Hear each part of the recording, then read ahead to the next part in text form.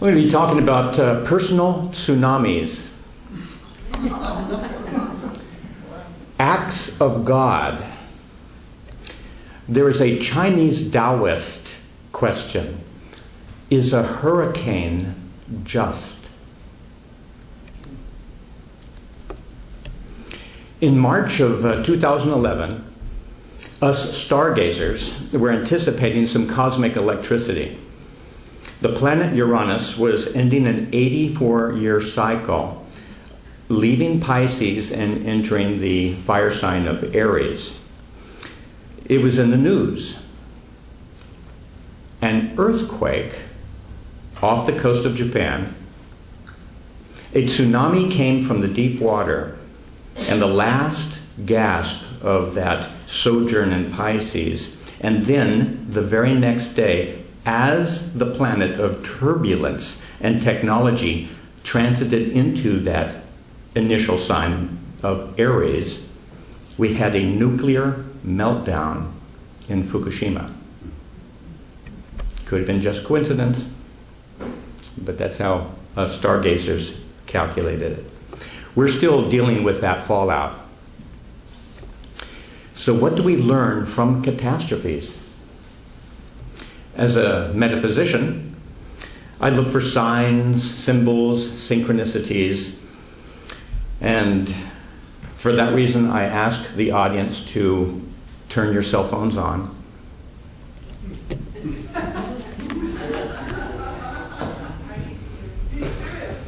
When am I serious? Keeps people on their toes, eh? Do we answer? Are you serious? Are you serious? Yeah. I'm Stephen. I'm Stephen. Well, that's even. So a friend of mine lost his home in Paradise, California. You probably knew about that. It was last November 2018, and it was certainly in the news for many, many days. I had a very good friend of mine who also does the life between life hypnotherapy work like I do. But even the mainstream reporters quickly took to the idea, Paradise Lost. That theme was there, and it was a larger theme, and made probably many people ask about that. You know, what was the symbolism of that Paradise Lost? Was that a question for California, for the USA? Where were things heading? So my friend informed me that Paradise originally had another name in its early logging days, and it was a pair of dice.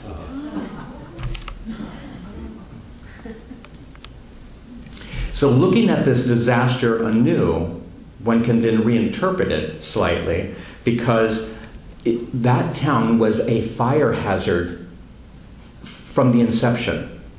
It was in a valley, there were few exits to it, very dry, and I think it had been years since the forest had been raked.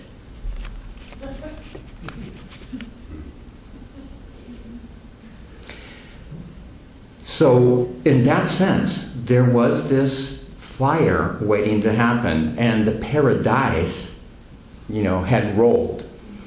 And if any of you have ever been to Las Vegas, you know that the house always wins. And paradise was lost. But then, to my friend, came the interpretations to his calamity.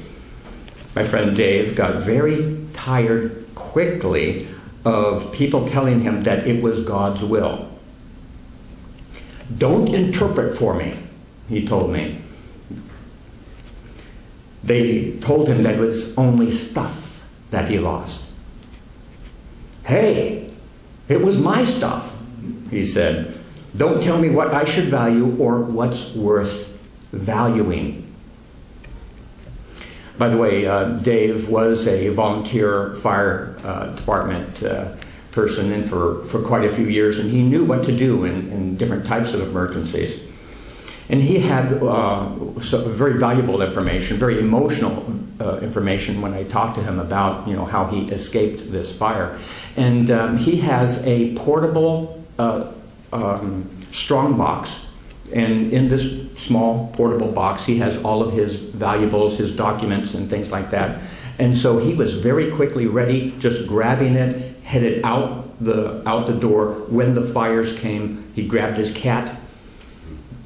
He was sorry that he didn't grab his external drive. That was his big regret. But he made it out. So on that practical note, he was okay. But on an emotional level, I have never seen this tough guy so moved by the situation. It was terrifying.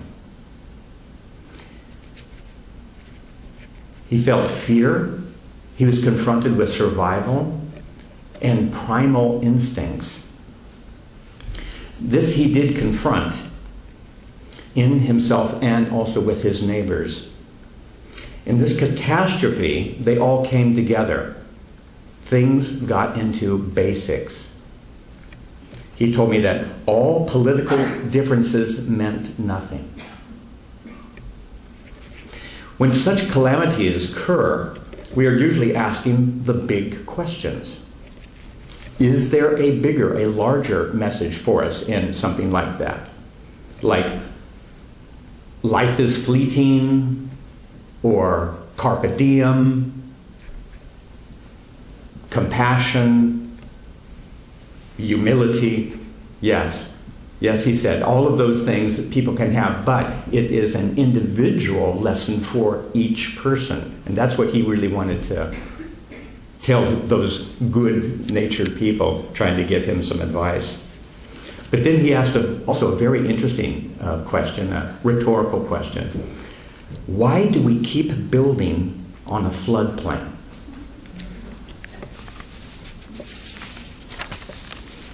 And that's something more, or let's say larger than regional planning experts. There are other tsunamis. Syria is but one country in a serious crisis.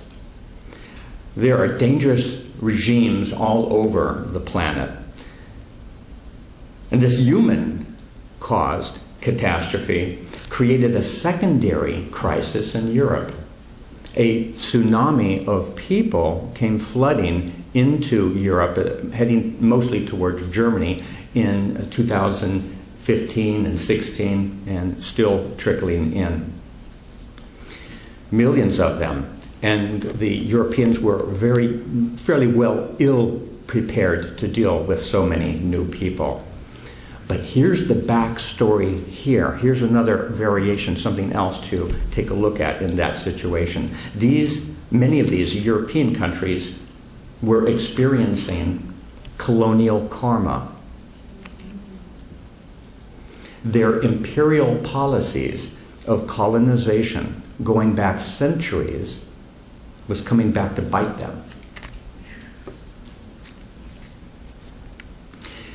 I always feel it is good to understand cause and effect, recognizing that knowing all of this may not make the pain or the frustration any better, but it's good to understand nevertheless. The Great Fire of Chicago, 1871. They blamed it on a cow, but I'm not sure about that. However, whole sections of that city were burnt down to the ground, and after the crisis, the city fathers saw the blessings in that. The older buildings were unsafe and, of course, fire-prone. It was time for a new plan. It was time to build anew, to build better. Among other improvements, it was after that fallout, that fire tsunami, as it were, that the first skyscraper was built. Out of the dust, build anew and better. 1888, Jack the Ripper. Gruesome murders in Victorian London.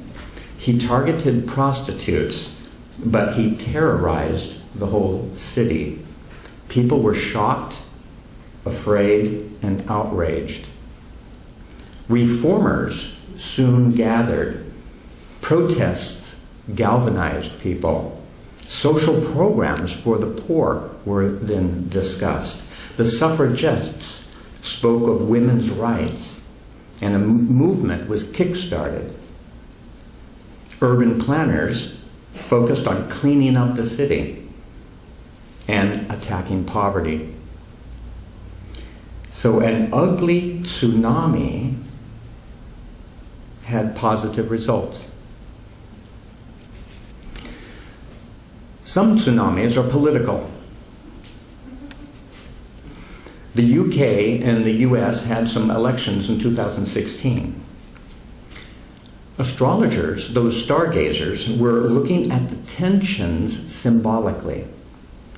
Two revolutionary planets, Uranus and Pluto, which conjoined in the turbulent, wild, rock and roll 1960s, were squaring off ever since Fukushima and the Arab Spring. Pluto supported the power elite, and Uranus the will of the people. That tension is still there. What are we to learn? We just collectively witnessed the Notre Dame fire in the middle of April, just here recently, 2019 in Paris. Was this a message for modern France? One thinks of the Yellow Jacket protests. Interestingly enough, the little yellow jackets are the emergency jackets that they have behind in the trunks of all cars. Emergency preparation. Protesting what's going on. And an ancient cathedral was burnt. Was it a message then for the Catholic Church?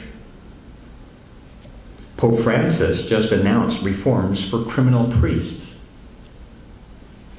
It's about time. Some tsunamis are personal.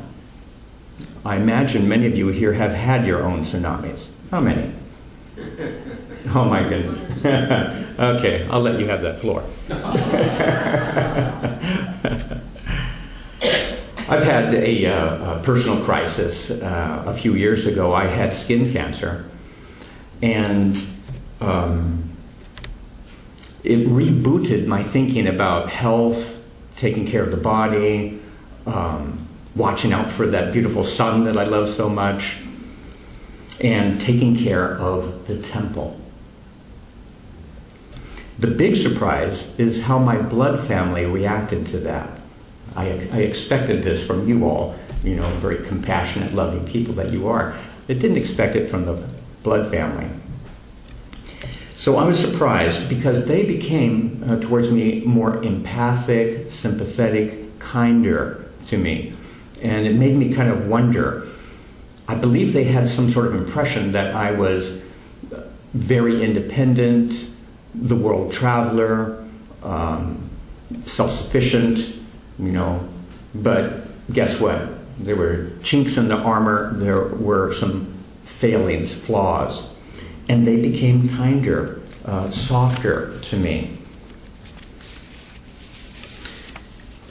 They recognized that I, Stephen, was more vulnerable. I might die. Thank you. Huh? Ding-a-ling. So our heart connection grew. I'm cancer-free, I can tell you, and I get my checkups regularly. Yep, I still love the sun. So, tsunamis happen. Earthquakes, floods, and fires. Catastrophes. Big ones and little ones. National and personal. Are you ready? Are you building on a floodplain? Are you taking your vitamins? Are you caring for your temple, your family, your group, your ideals? When the flood waters rise, may you get wise. Have your portable strongbox ready? We are living on the earth. Recognize that you will be challenged and you will adapt and learn. It is all for growth. Recognize what it means for you. You are the captain of your own ship. And if you are a surfer, you are a rider on the wave. Cowabunga. Thanks for listening.